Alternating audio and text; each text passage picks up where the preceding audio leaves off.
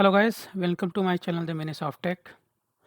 I'm going to start this series of PowerShell for automation of SQL services and administration, which will include installation, configuration, and file management, and even many more. Okay, so Windows PowerShell is a powerful tool for automating tasks and simplifying configurations and can be used to automate almost any task in the Windows ecosystem, including Active Directory, Exchange, and my favorite is SQL Server as well. It's no wonder that it's become a popular tool among sysadmins, database administrators, and Windows users as well. The PowerShell scripting tutorial will show you how to write and execute basic scripts in PowerShell and ultimately will save you a lot of time by automating your task using the PowerShell. So what is a PowerShell language? Okay, so PowerShell language is a high level proprietary programming syntax developed by Microsoft for the key purpose of enabling system administrators to automate actions and configuration. Okay, so in this tutorial or in the series of automation, we are going to see first chapter like what is the PowerShell ISE. Okay, so let's get started. I'm going to open the PowerShell ISE. So PowerShell ISE. So basically always remember to open the PowerShell ISE as an administrator. Select yes.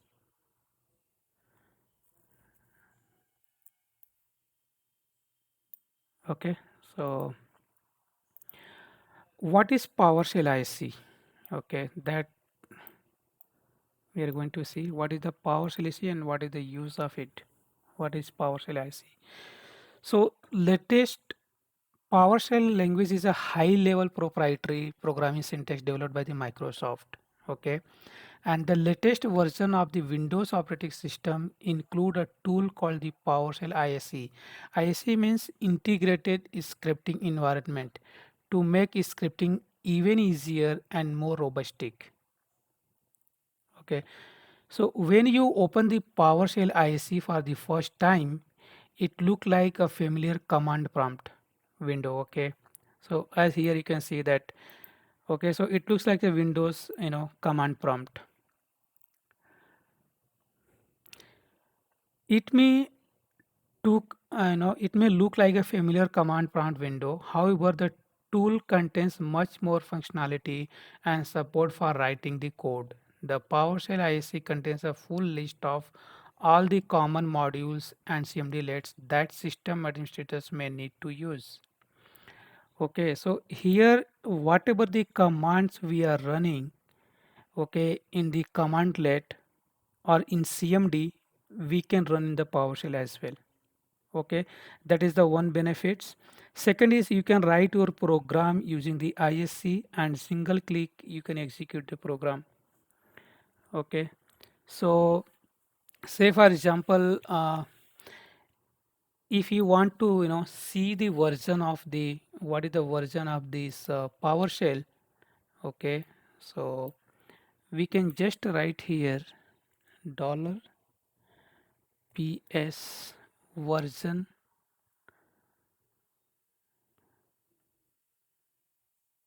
ps version table. Okay, so you can find out what is the version. Okay, so here you can see that what is the ps version. So ps version is PowerShell version is 5.1.22621. Okay, that is what it is showing here. So we are going to see more commands. Okay, and here in this tutorial we are going to see basically the basic commands that is needed for the automation of the SQL server. Okay, and once we know the basic commands and how to use the variables, strings and all, what are the data types, then we can start creating the programs in SQL server and automate it. Okay, so here I just wanted to show that, say for example, if you want to see the date, so how we can use the commands. So you can see that it's suggesting get date. If you run the command, you will get the date here. Okay, so OS November 2023 and time is this one. So this is what it is showing. Okay, so let's begin with what are the features available here. So you can see that if you click on the file, so you get the lot of options here and that are self-explanatory. So if you click the new, it will click create another window. Okay, so you can write one code in this window, another code in this window, like that. So again, if you see, you can save the files. So it will ask you, you know, where to save the files, and it will save the file name .ps1. Even if you have any existing file, you can open the files from here. So say for example, it is saying untitled ps1. So I can go ahead and open this file. But yeah, let me see if I can find the any files which has some data.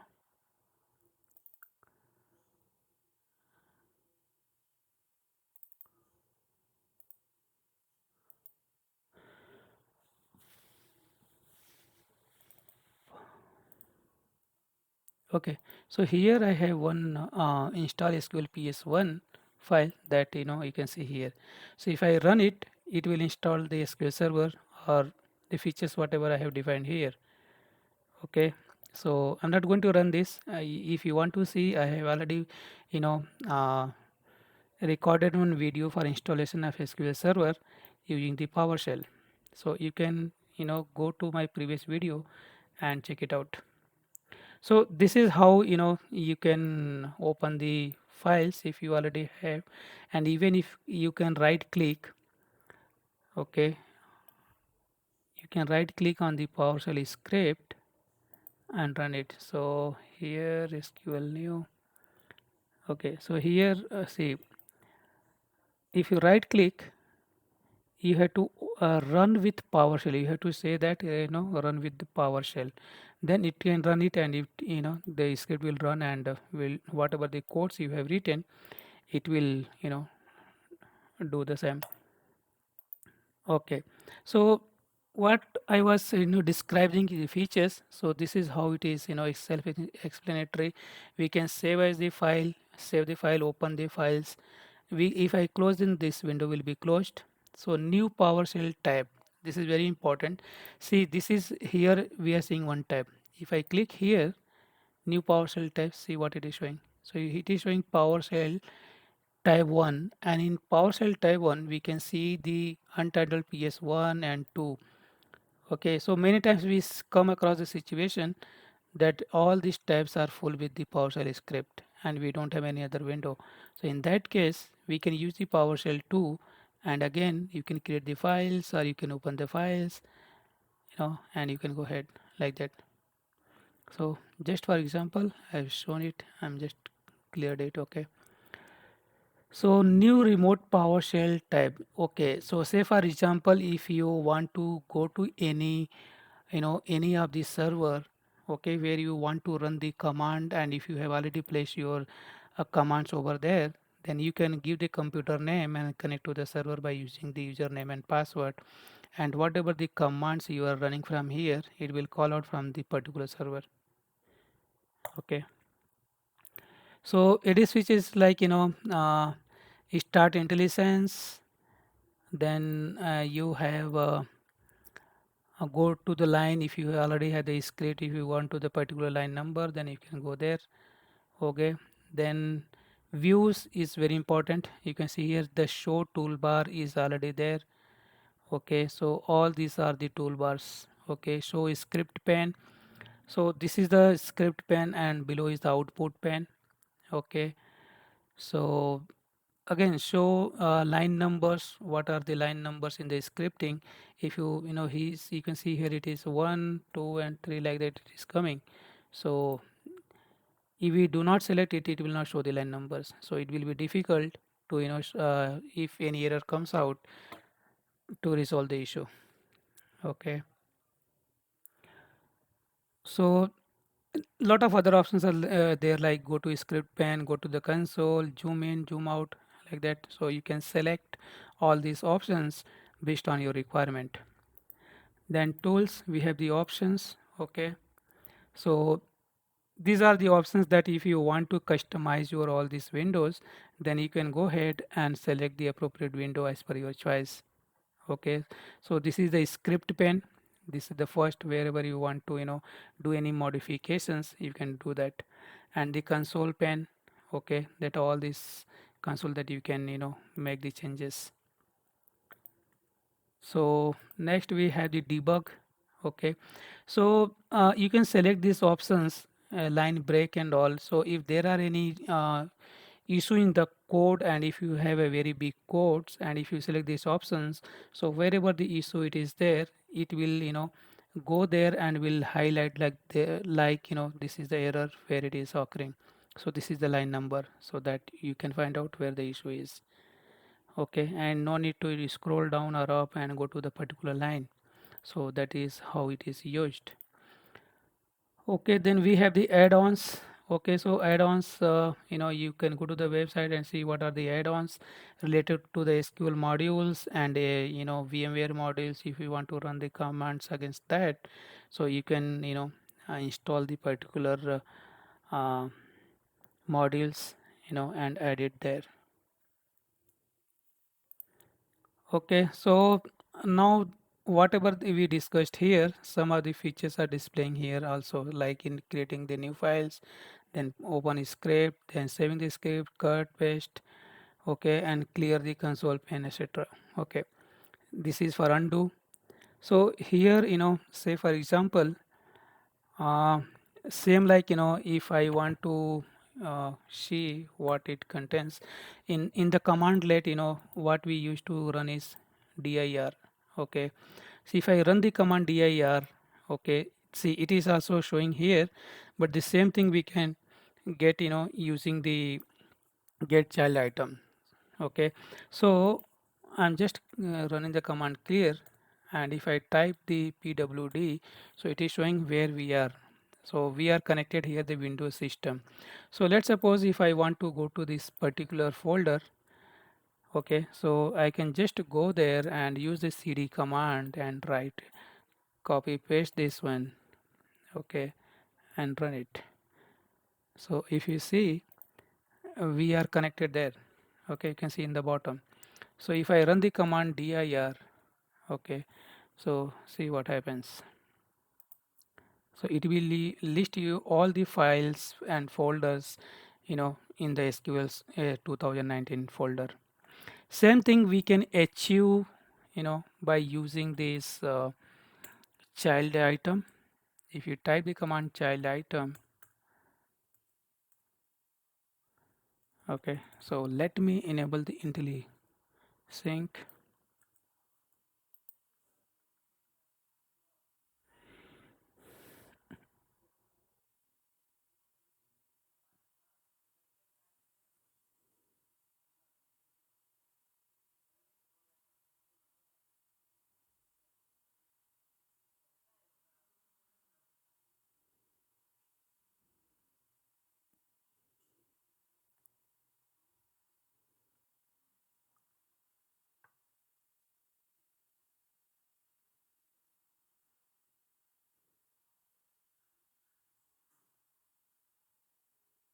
Okay, so I have started it.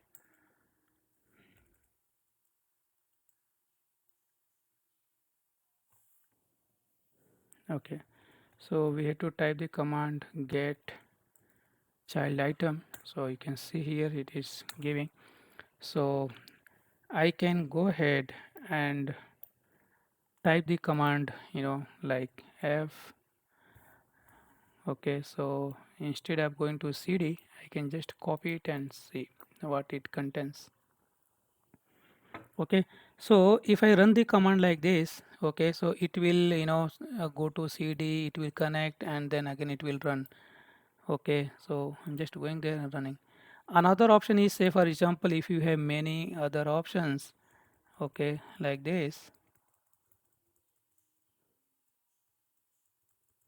Okay, so if I type the command get child item, okay, let me copy it.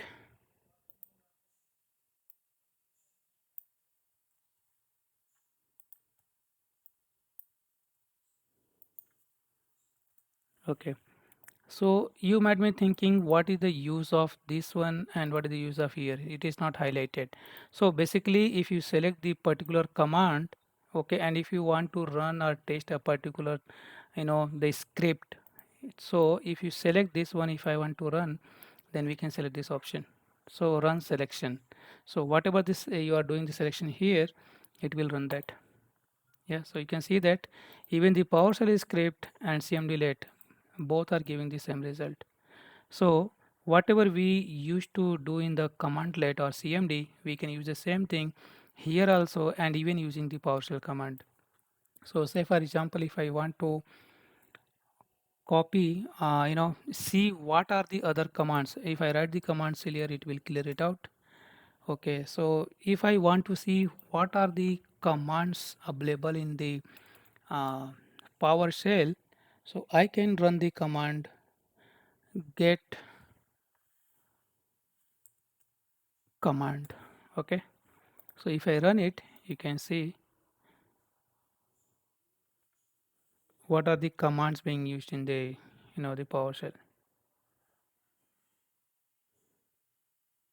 Okay, you can see the number of the commands and that is used for the CMD let, and what are these modules under which we can use all these things.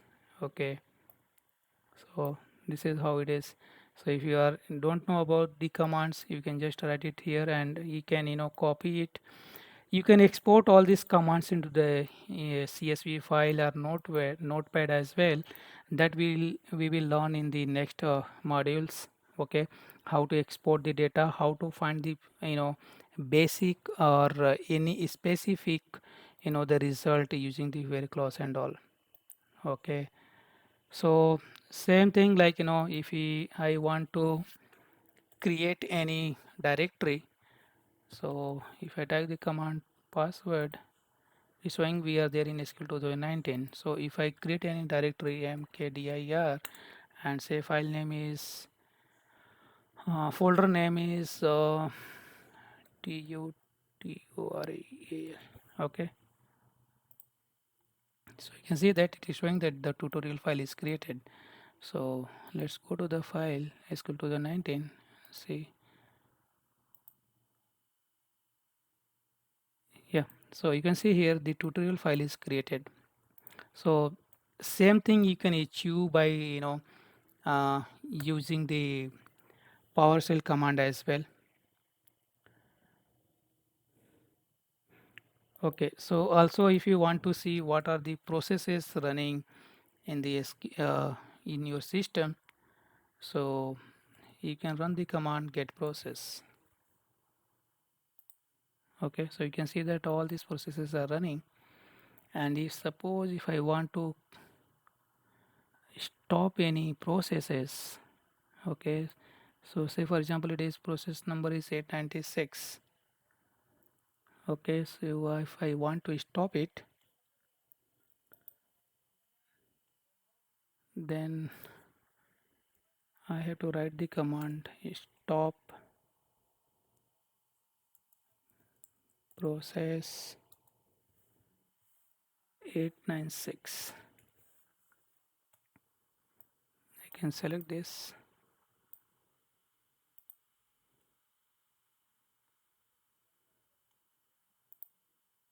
Okay,